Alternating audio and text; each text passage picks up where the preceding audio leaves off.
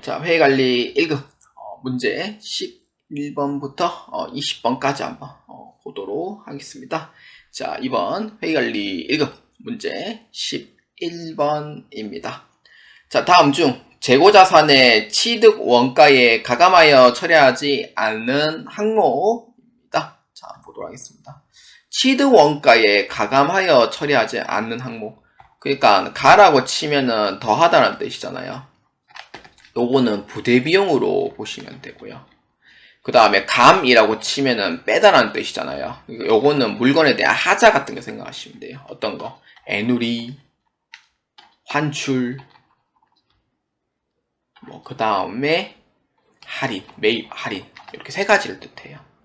그러면은 어떤 걸 의미를 해요? 11번에 다 몇 번이에요? 매입 운임은 가산. 판매 원가는 판매 자체이기 때문에 그래서 요거는 포함시키진 않죠. 그래서 답은 2번이 돼요. 매입 할인은 감, 운송 보험료는 포함하죠. 가. 이렇게 됐죠. 그렇기 때문에 판매 원가는 판매 쪽에 해당하는 부분이라 요거는 수수료 비용으로 따로 처리합니다. 그래서 이에 해당하는 정답은 2번으로 체크해 주시면 되겠습니다. 자, 회의관리 1급 문제 12번입니다. 자, 다음은 주식회사 3일에 2021년도 재고 수불부입니다. 주식회사 3일이 재고자산을 선출법으로 평가하는 경우, 총평균법으로 평가하는 경우 각각의 기말 재고자산 금액은 얼마입니까? 입니다. 선출법은 이제 먼저 들어오는 게 먼저 나가는 방식이죠.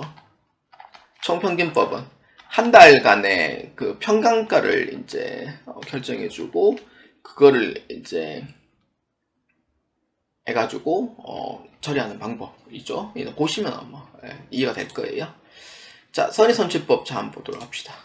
선의선출법은 이제 6월 15일에 이제 판매를 했고요. 6월 15일에 판매를 했을 때 선의선출법은 정기 2월이 1번이고 구입이 2번이라고 칩시다. 그러면은 먼저 들어온 게 먼저 나가는 거니까 전기 2월을 먼저 처리를 해요. 전기 2월 몇 개 내보내면 돼요? 3,000개 중에 2,500개를 내보내는 거죠. 그럼 남은 수량은 500개가 남아요. 그러면 2,500개 출고하고 단가는 2,000원으로 해주시면 돼요. 근데 이 문제에서는 기말재고액을 찾는 거기 때문에 금액은 따로 적지 않고요. 그냥 기말재고액 몇 개 남았냐 최종적으로 한번 확인해 볼게요. 자, 그래서 이제 판매했고, 그래서 구입을 했어요. 그럼 이건 동그라미 3번이라고 치고요. 그럼 10월 1일에 이제 판매를 했답니다. 그러면은 1번부터 순서대로 내보내면 되죠. 선의선출법은.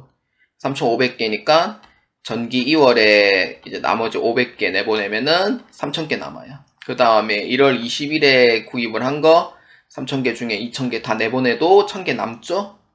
이거 없어져요? 그럼 없죠? 자, 요렇게 해서 이제 나머지 1,000개를 8월 14일자 거에 1,000개만큼 해줘요. 그러면 딱 3,500개가 나오죠. 그러면은 8월 14일자에 구분한 거 2,000개 중에 1,000개만큼 해주면 돼요. 이제 그래서 이제 8월 14일자에 이제 1,000개 남게 되고 1번과 2번은 이제 다 나갔으니 없는 거고요. 그 다음에 이제 구입을 했어요. 이거 4번이라고 칩시다. 그러면 1,000개 남죠. 2,000개 남아야 요게 이제 기말 재고액이 되는 거죠. 이때 이 기말 재고액은 8월 14일자에 구분한 이제 구입하고 남은 1,000개의 단가 2,800원만큼 해주면 되고, 그 다음에 12월 4일자에 구입한 1,000개에서 3,000원만큼 해주면 돼요. 그래서 얼마냐면은 280만원이고, 요거는 300만원이 됩니다. 그럼 두 개 합치면 얼마예요? 선출법은 기말재고액 얼마입니까? 요 두 개 합치면 되죠? 얼마? 580만원이다 라고 보시면 돼요. 그럼 정답은 1번 아니면 2번이 된다 라고 보시면 되겠고요. 자, 그래서 이제 선의선출법의 이제 기말 재고액은 580만원입니다 라는 걸 확인을 했습니다. 그 다음에 이제 두 번째는 총평균법에 대해서 한번 하겠습니다. 총평균법은 어떻게 해주냐면은 반드시 매입 총금액으로 다 더해줍니다. 그래서 매입 총금액은 여기에 있는 이 총금액을 이제 다 더해주면 돼요. 자, 여기 이제 마지막으로 하나 빼먹은 거 있죠. 전기 2월 거 빼먹었네요, 제가. 그래서 전기 2월 거 포함하고 이제 넣을게요. 그러면 총 5,000개, 7,000개, 8,000개 되겠네요. 그럼 1,960만원에서 그럼 8,000개만큼 나눠주면 돼요. 얼마냐면은 단가가 2,450원이 나옵니다. 요거 5,000개 아니라 8,000개 바꿀게요. 그래서 단가 얼마냐면은 2,450원이 돼요. 그래서 아까 제가 계산해보니까 단가가 안 맞아가지고 그래서 이렇게 8,000개 이렇게 해주면 되고, 그러면 2,450개에서 기말재고에 2,000개 남았으니 곱하기 2,000개만큼 해주면 돼요. 그럼 이게 얼마 나오냐면은 남은 2,000개잖아요. 그러면 얼마인가? 490만원이 됩니다. 그래서 기말 재고액은 490만원으로 보시면 돼요. 그래서 이에 해당하는 정답 몇 번이에요? 1번으로 체크해 주시면 되겠습니다. 자, 회의관리 1급 문제 13번입니다. 주식회사 3일에 2021년 매출액은 400만원이며 연간 매출 총이익률은 30%입니다. 기말 재고 실사 결과 담당자는 재고자산에 대한 횡령이 발생하였음을 인지하였다. 매출 총이익률법을 이용하여 추정한 재고자산 횡령액은 얼마인가? 입니다. 뭘 횡령했어요? 돈을 횡령했어요? 아니죠. 물건을 횡령했을 거예요. 분명히. 그렇기 때문에 누군가 손버릇이 좋지 않은 물건을 횡령했을 겁니다. 격리는 뭘로 횡령해요? 돈으로 횡령하죠. 전 제일 싫어합니다. 저 횡령하는 거. 제일 싫어하는 단어고요. 회의관리 2급 할 때 문제가 사례 문제가 하나 있는데 제일 기억나는 문제. 그거 조합원이 이제 바뀌었는데 조합원이 이제 보니까 이 과장들이 두 명이 작당을 하고 작당을 하고 횡령을 많이 했다. 근데 그 금액이 수천억 개예요. 그러니까 그런 문제도 제가 엄청나게 대경로를 하는데 이 문제도 솔직히 저 대경로 할 수밖에 없죠. 횡령이라는 자체에 들어가 있으니까. 저 이거 들어간 단어 자체를 정말 싫어합니다. 저는. 다 좋아하지는 않겠지만 왜냐면은 회계하는 사람 이미지 다 망쳐먹어요. 진짜로. 그게 제일 싫어한다는 거예요. 자, 그래서 연간 매출 총이익률은 30% 정도 이제 잡아요.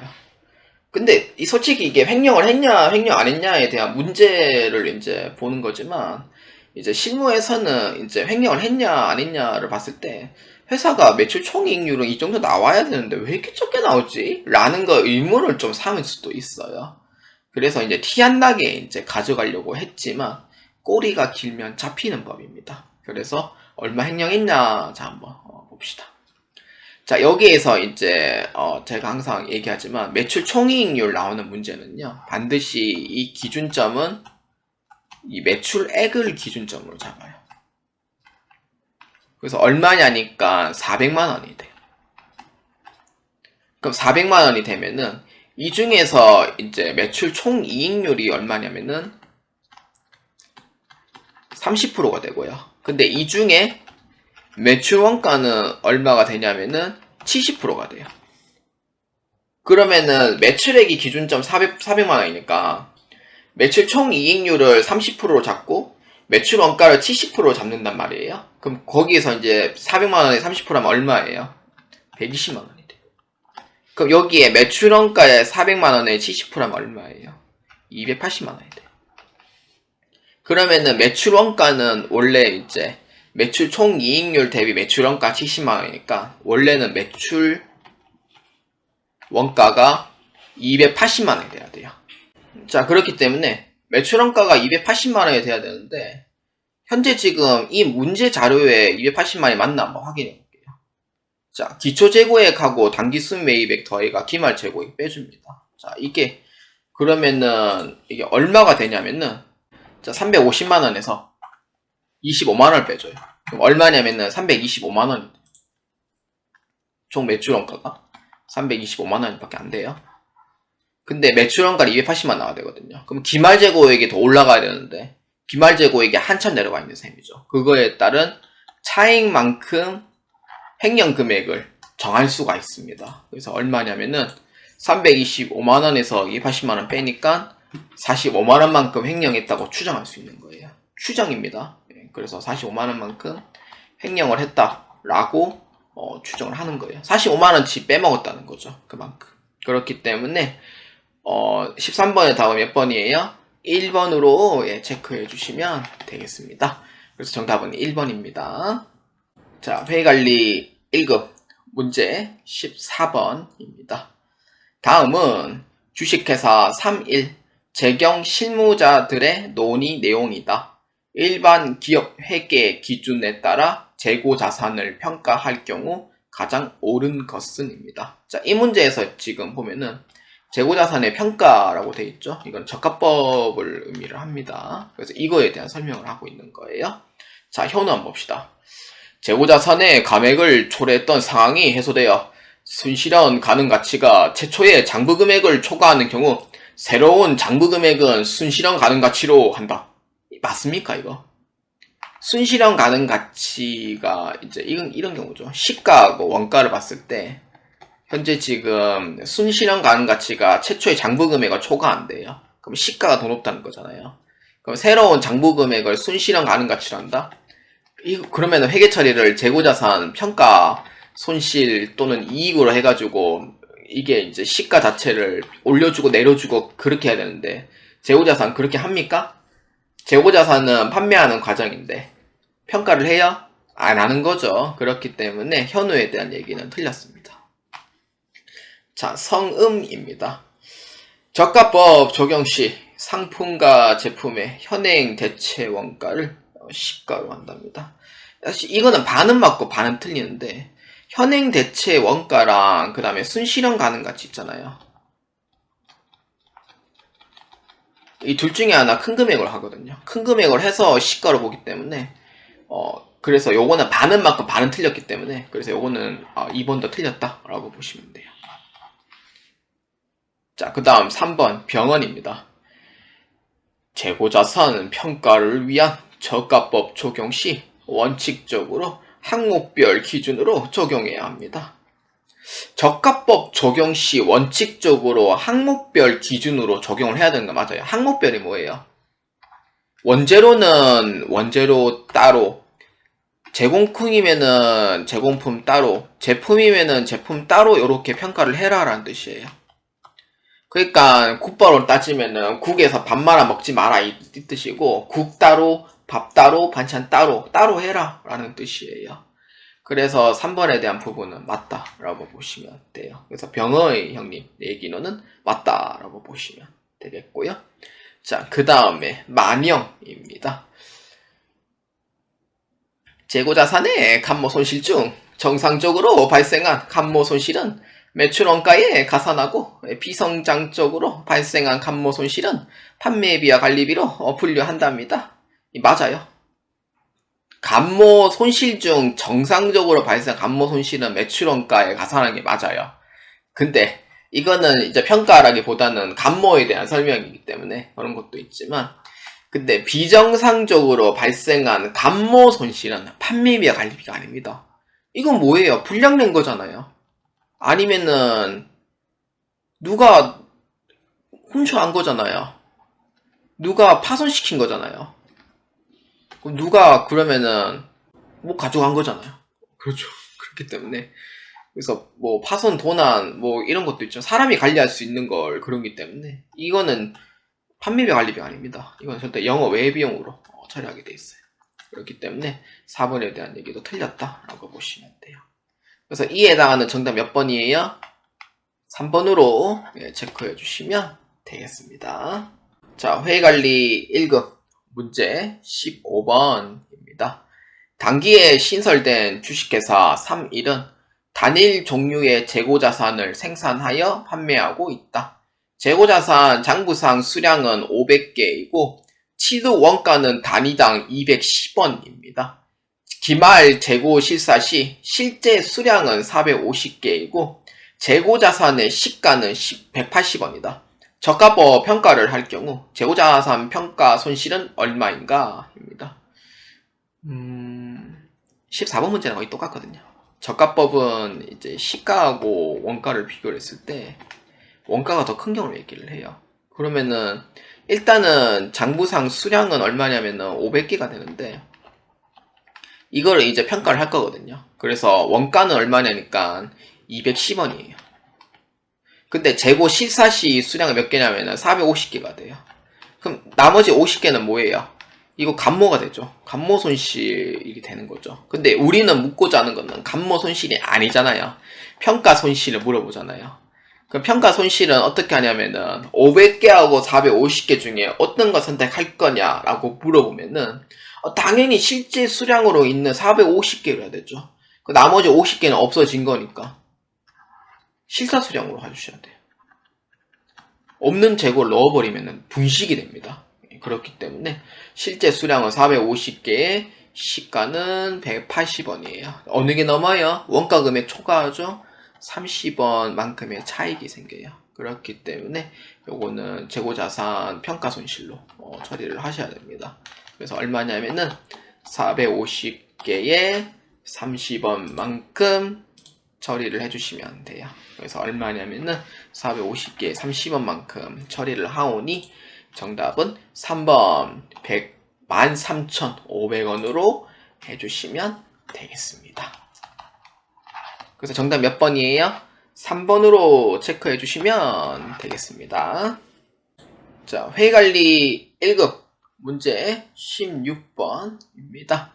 다음 중 유가증권에 관한 설명으로 가장 올바르지 않은 것은 입니다. 자, 유가증권에 대한 설명입니다. 자, 한번 보겠습니다.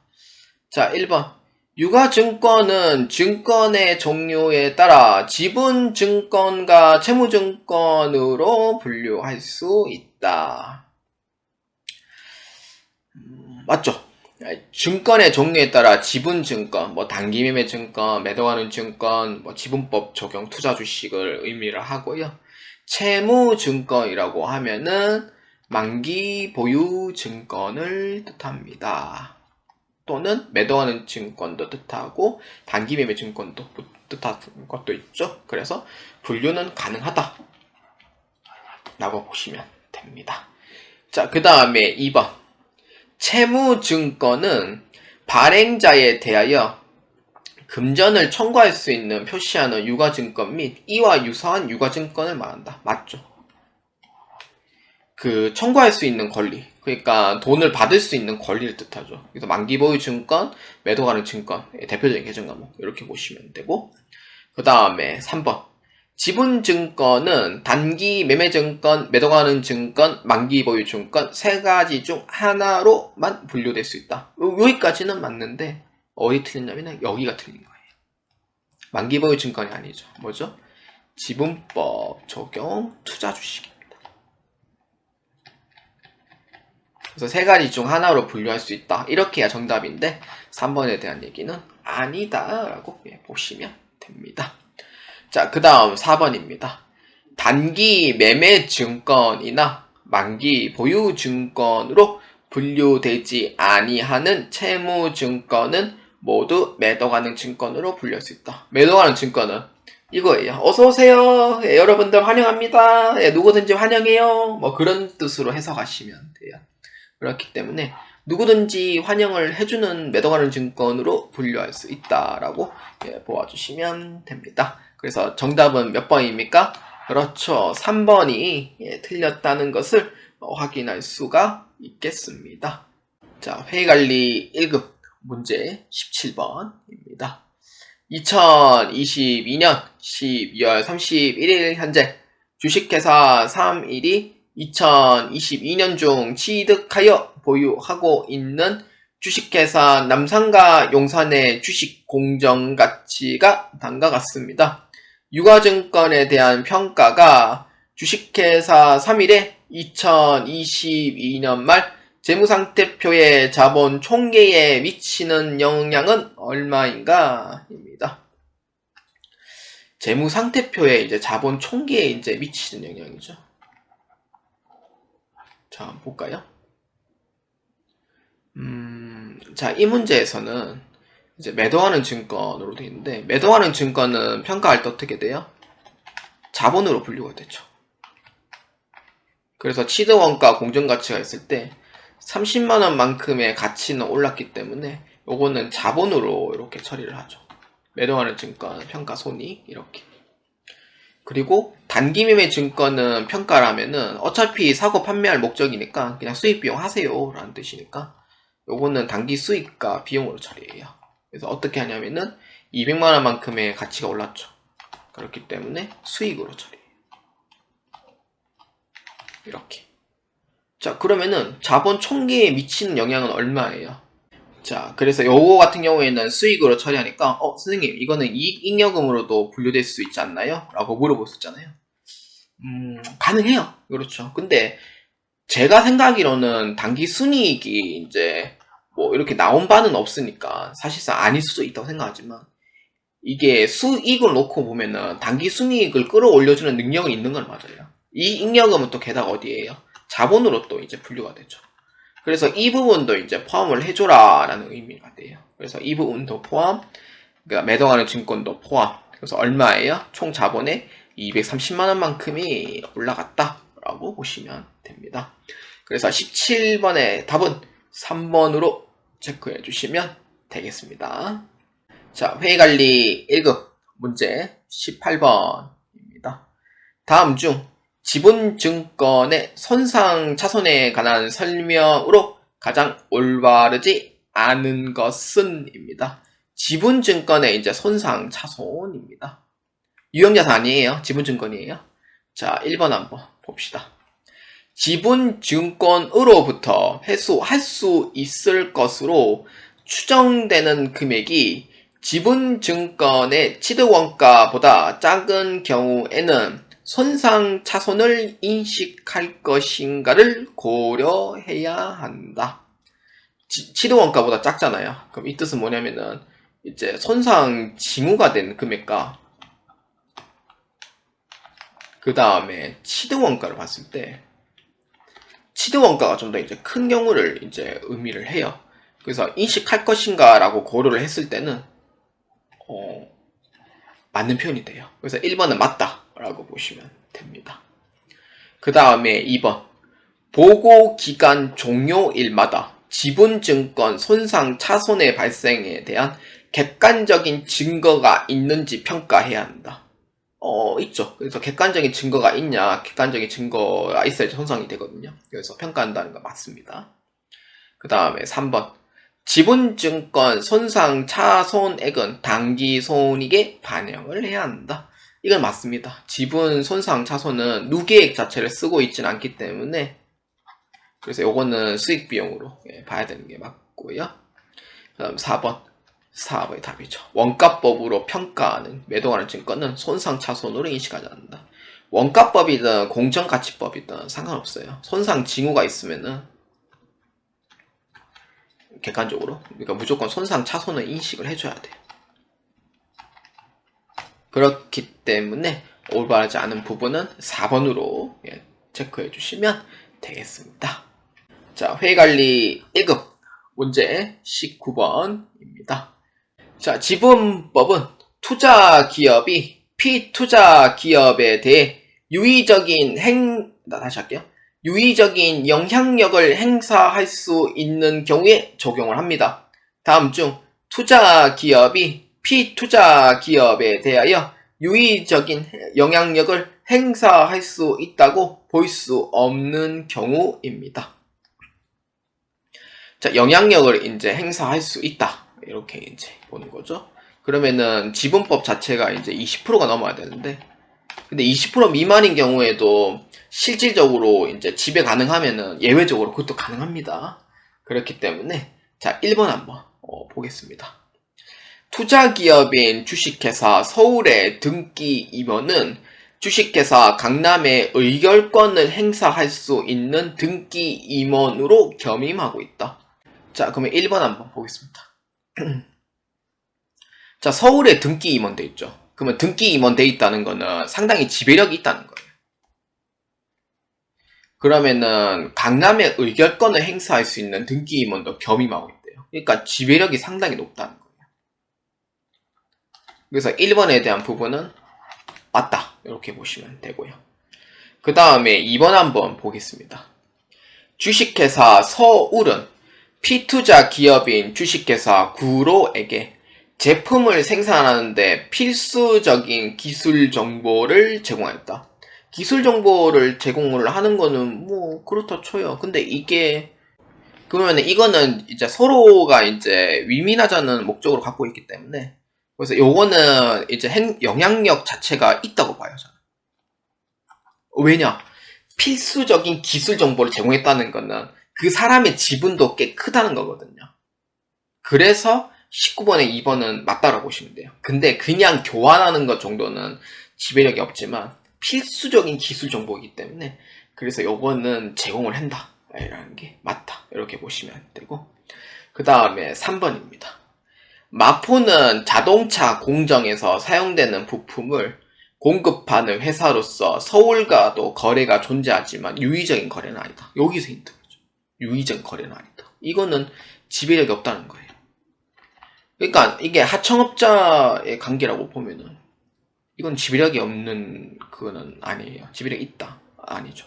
그래서 지배력이 없다. 그렇기 때문에 이거는 지분법이 안 됩니다. 이거는. 그 다음에 4번.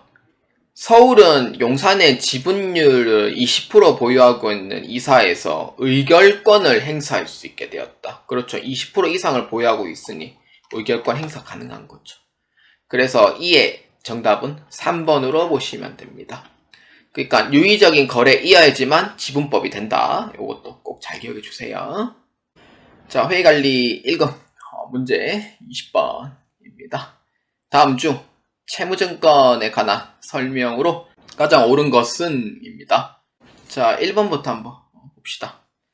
채무증권의 분류는 적정성은 취득 시점 이후에 재검토를 하지 않는다. 채무증권이라고 했을 때 취득 시점 이후에 재검토를 하지 않는다?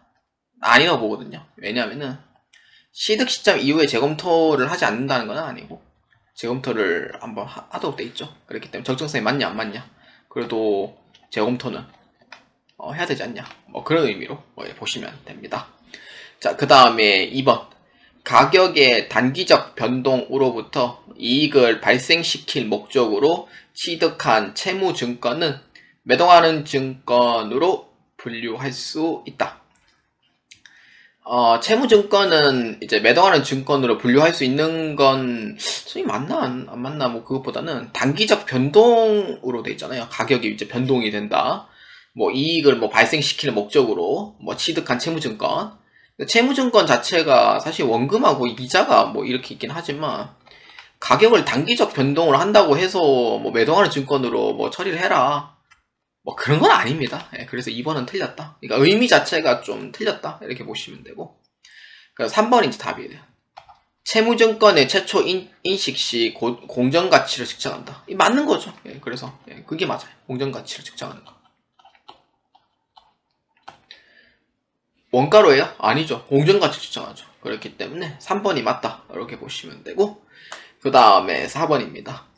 만기가 확정된 채무증권으로 만기까지 보유할 적극적인 의도와 능력이 있으면은 매도하는 증권으로 분류할 수 있다. 아니, 만기까지 적극적으로 보유할 수 있는 의도가 있으면은 계정과목은 만기 보유 증권으로 처리를 해야 되죠. 근데 매도하는 증권으로 처리는 가능한 부분이 어떤 거냐? 뭐 그런 경우죠. 뭐 만기까지 보유할 의도와 능력이 없으면 이때는 매도하는 증권인 거죠. 4번에 대한 부분은 아니다. 틀렸다. 라고 보시면 돼요.